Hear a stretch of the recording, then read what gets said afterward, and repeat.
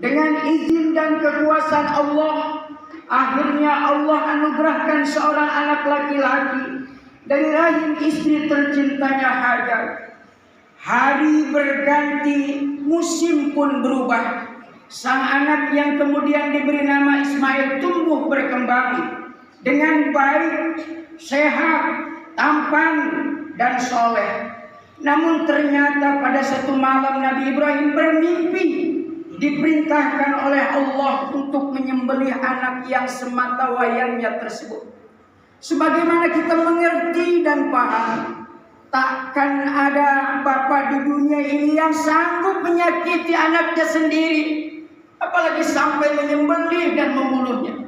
Seorang bapak rela dirinya sakit demi melihat anaknya tersenyum.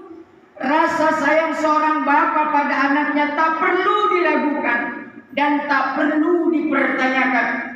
Seorang bapak mungkin tak pernah berkata kepada anak-anaknya, "Bapak sayang engkau wahai anakku. Bapak sayang engkau wahai anakku.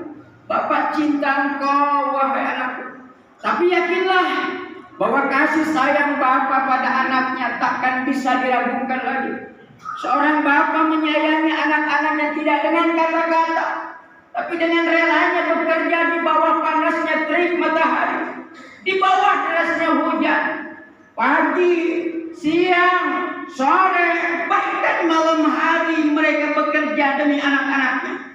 Bahkan rela bekerja apa saja yang penting halal demi anak-anaknya bisa tersenyum gembira.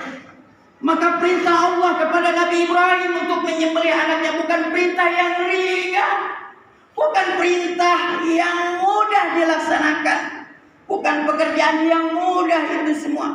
Ini pekerjaan berat, ini pekerjaan yang sangat berat. Tapi ketika Nabi Ibrahim yakin bahwa ini perintah Allah, tanpa ragu, tanpa berpikir lagi, ia berkata kepada Ismail yang waktu itu masih sangat kecil. Ini dikisahkan oleh Allah Subhanahu wa taala dalam surat As-Saffat ayat 102. Ya bunayya inni ara fil manam anni azbauka fanzur madza tara. Hai anakku, sesungguhnya aku melihat dalam mimpi bahwa aku menyembelihmu, maka pikirkanlah apa pendapatmu. Ismail kecil saat itu berusia 7 tahun. Ada juga pendapat yang mengatakan 13 tahun. Tapi Ismail kecil bukanlah seperti anak seusianya, bukan seperti anak-anak sebayanya. Imannya kuat, Islamnya kokoh, teguh pendiriannya, teguh keyakinannya, kepercayaannya luar biasa kepada Allah. Dia adalah contoh anak yang soleh, dia adalah contoh anak yang baik, dia adalah contoh anak yang taat. Maka dengan tegas dan cepat menjawab pertanyaan ayahnya Nabi Ibrahim. Qala ya abati amma tu'mar satajiduni insyaallah minas sabirin. Hai bapakku, kerjakanlah apa yang diperintahkan kepadamu oleh Allah. Insyaallah engkau akan mendapatiku termasuk orang-orang yang sabar. Jamaah salat Idul Adha yang dirahmati Allah Subhanahu wa taala. Namun akhirnya Allah menggantinya dengan seekor kibas yang sangat besar sebagai ganti dari Nabi Ismail yang akan disembelih. Wa fadainahu bizibhin 'adzim, dan kami tebus anak itu dengan seekor sembelihan yang besar. Oleh karenanya setiap hari raya Idul Adha dan hari tasyrik kita disunahkan menyembelih domba, kambing, sapi, bahkan unta sebagai bentuk kurban wa taqarruban kepada Allah Subhanahu wa taala. Jamaah salat Idul Adha yang dimuliakan Allah Subhanahu wa taala. Anak adalah anugerah Allah Subhanahu wa taala bagi setiap orang tua. Anak juga amanah dan perhiasan bagi mereka, sekaligus kebanggaan di kemudian hari.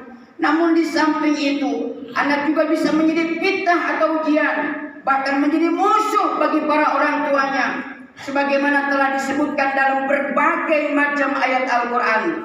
Pertama, anak sebagai perhiasan dunia. Quran surat Al-Kahfi ayat ke-46. Al-malu wal banuna zinatul hayati dunia. Harta dan anak-anak adalah perhiasan kehidupan dunia. Ayat tersebut menjelaskan bahwa harta dan keturunan atau anak-anak adalah perhiasan dunia. Maka tidak salah perhiasan tersebut harus dirawat dan disimpan dengan baik agar memperindah dan memperbagus kedua orang tuanya. Yang kedua, anak bisa menjadi fitnah sebagaimana firman Allah dalam surat Al-Anfal ayat 28, wa'lamu annama amwalukum wa auladukum fitnah. Dan ketahuilah bahwa hartamu dan anak-anakmu itu hanyalah sebagai fitnah, ujian dan cobaan bagi dirimu. Setiap orang yang mengaku beriman pasti diuji, dan salah satu ujiannya yaitu anak. Tentu kita masih ingat dengan kisah para nabi Allah yang diuji keimanannya oleh Allah melalui anak-anak mereka. Seperti Nabi Nuh yang anaknya tidak mau beriman kepada Allah, membangkang perintah orang tuanya yang akhirnya dia menjadi orang kafir. Nabi Ibrahim yang diperintahkan untuk menyembelih anaknya Ismail diuji dengan perintah Allah itu. Nabi Yakub diuji dengan anak-anaknya yang iri dengki kepada saudara mereka sendiri. Yang ketiga, anak bisa menjadi musuh bagi orang tua. Surat At-Taghabun ayat 14. Ya ayyuhallazina amanu inna min azwajikum wa auladikum aduwwan lakum fahdharuhum. Hai orang-orang yang beriman, hai orang-orang mukmin, sesungguhnya di antara istri-istrimu dan anak-anakmu ada yang menjadi musuh bagimu, maka berhati-hatilah kamu terhadap mereka. Maksud musuh dalam ayat ini adalah ketika seorang anak melakukan kemaksiatan dan kemungkaran, padahal orang tuanya mengetahui, padahal orang tuanya tahu, tetapi tidak menegur dan melarangnya dari perbuatan jelek, kelak di hari kiamat ia akan menyeret kedua orang tuanya ke dalam neraka. Yang keempat, anak sebagai qurratu a'yun. Dijelaskan dalam surat Al-Furqan ayat ke-74.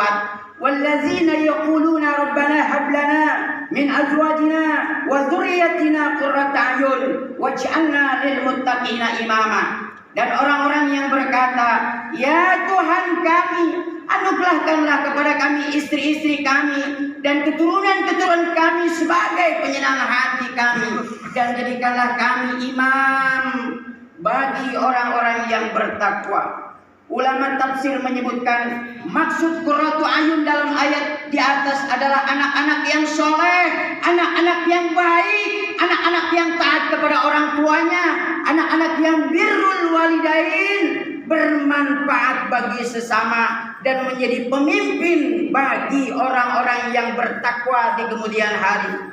Semoga kita dikaruniai keturunan yang soleh, soleha, yang senantiasa menjadi qurratu ayun, penyejuk hati. Senang kita melihat anak-anak kita, bangga kita melihat anak-anak kita, anak-anak kita bangga melihat kita juga sebagai orang tuanya, yang nantinya menjadi keturunan yang mampu mengangkat derajat kedua orang tuanya di dunia dan di akhirat. Mudah-mudahan anak-anak kita menjadi anak yang soleh, anak yang penuh berkah, anak yang senantiasa hidupnya mendapat bimbingan Allah Subhanahu wa Ta'ala.